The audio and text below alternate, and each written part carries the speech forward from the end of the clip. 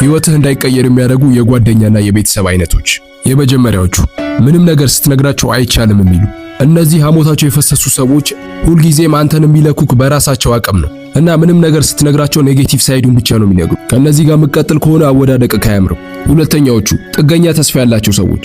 ለምሳሌ ውጭ ሀገር ዘመድ ሊኖራቸው ይችላል። ያ ሰው ከሀገር ያስወጣኛል ብለው የሚያስቡ ከሆነ ወይ ደግሞ ቤተሰብ የሆነ ነገር ያደርግልኛል ብሎ የሚያስብ ከሆነ በራሱ ምንም አይነት እንቅስቃሴ አያደርግም። ስለዚህ አንተ የምትጀምረውን እያንዳንዱን እንቅስቃሴ ያጣጥልብሃል። እሱም ያንን ተስፋ ስለሚያደርግ መስራት አይወድም። ስለዚህ እሱን እየሰማ ከሱ ጋር የምታለምጥ ከሆነ የሆነ ሰዓት ይሄ ልጅ ከሀገር ሊወጣ ይችላል ወይ ቤተሰቡ ሊቀይረው ይችላል።